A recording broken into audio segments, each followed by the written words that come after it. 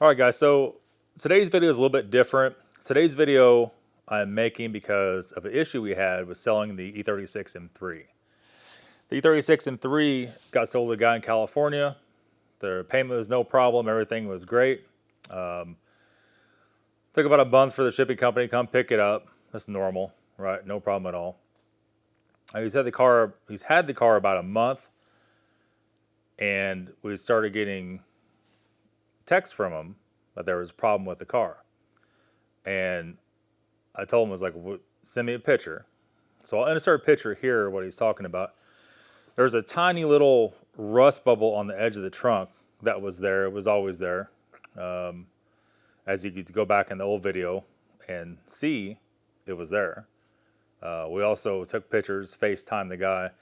Tried to show him every nook and cranny, like went above and beyond to show him everything on the whole entire car. So that car, while I was here, we drove it maybe 10 miles since I owned that car. It just wasn't a car I ever drove. It's on the dollies right here where I'm sitting inside the heated and cool shop.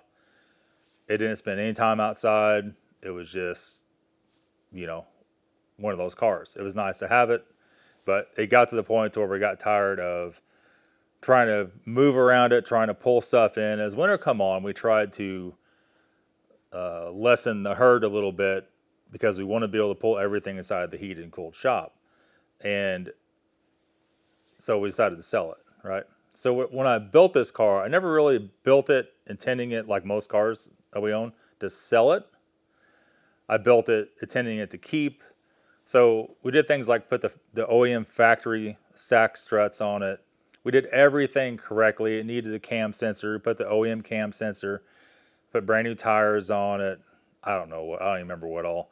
We totally redid the inside. The car looked really, really, really good.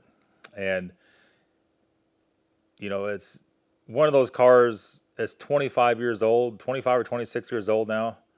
And so it's oldie. It's not something you could really daily.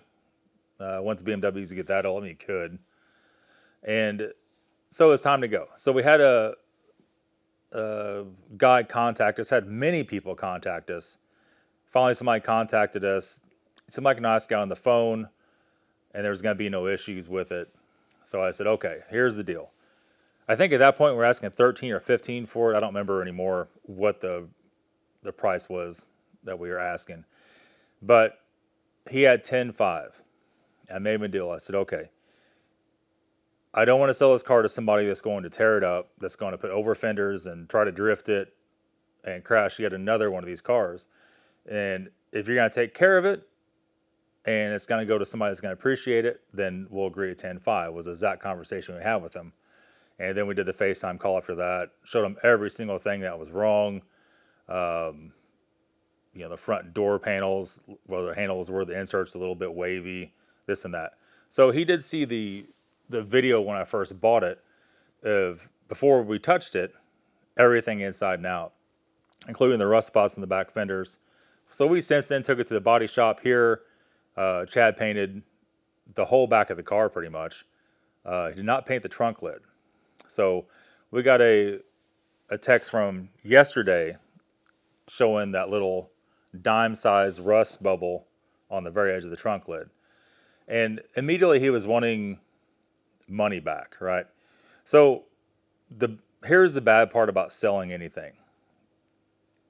When you sell anything, there's always going to be somebody's either the real picky the buyer is, or they don't care. It's a double-edged sword because if they don't care, you spend a bunch of time doing a car and fixing every little thing on it, and they don't give a rat's ass, and they go crash it or just ruin it, and it's kind of heartbreaking. The other side of it is somebody that's so picky on every little detail, it's going to be a problem, all right? And so, like I said, we agree on the price. Everything was great. There was no issue until now. So I'm thinking probably what's happened, more than likely what's happened, one of two things. He either bought the car, is probably not bought many cars before, if any, and doesn't know how things are with cars, which probably is the case. The other thing is he bought it only to sell. And when a buyer come and look at it, they say, oh, no, it's rusty, I don't want it. I don't know which one that is. More than likely, it's one of those two things. So I'm not making this video to bash anybody or cause any problems. So he recently posted on BMW Classifieds on Facebook and basically tagged my personal Facebook on it and put the video link in it. So that's not cool to start with, because now we got all these people dumping in my personal Facebook, wanting me to add them and all this stuff as friends, messaging me, can you fix my car? All this nonsense, right? So I'm not really sure what angle it is here. Here's the deal. If I give into this and I give this guy money back in this car, which is insane to even think this, every car I ever sell linked to this channel, somebody will find something wrong and want money back. And I think they see the YouTube situation and they think, well, we get some money out of this guy. That also could be what this is. I really don't know. The guy seemed like he was nice enough on the phone, but you never know. You never know what you're getting into doing this. That really makes me cringe. You know, we still have the 1600 for sale. Maybe one day we'll sell the yellow 911. That makes me not want to sell anything. But we can't keep everything, and we still need to buy cars to make videos. And so there is that. But let me know what you think in the comments below. We put some pictures along in here somewhere. I'll drop some pictures in. And then it has also had some sanding scratches coming through on the clear. Now there's a few things about that too.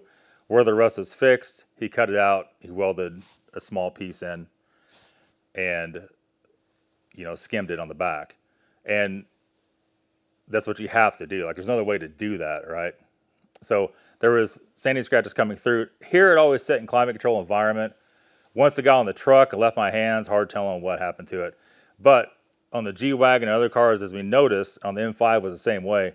As the clear coat cures, you have to keep buffing it. You have to buff it a few times over the next few months. And then once all the,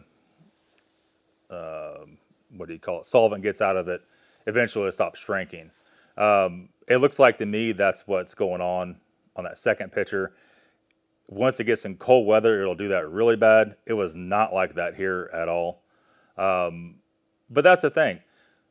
If I go tomorrow on eBay or Facebook and try to buy E36 M3 and pay 10 grand for it,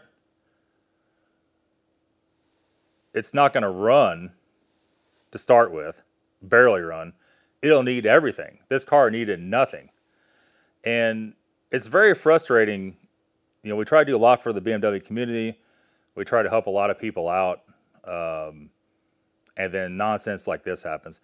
To be totally honest, I think it's just inexperience. I really do. I think this might be the first car he's ever bought, or the first BMW especially. And but let me know in the comments what you guys think of the price we sold it for. Let me know what you think of this guy badgering me over this whole situation. And what would you do if you were me, right? The Facebook consensus so far on the forum is about 95% this guy doesn't know what he's talking about. The buyer, and that was a really clean car. And about 5% of your usual assholes bitching and moaning, sue Nathan, sue him. But that comes with the YouTube thing, right? Everybody tries to pry every penny out of you. And it's just a big ass mess. But yeah, that's today's video. Not to be a gloomy video. And hopefully this works itself out and everybody can move on. That's it. We'll be back tomorrow with a regular video. We'll see y'all later.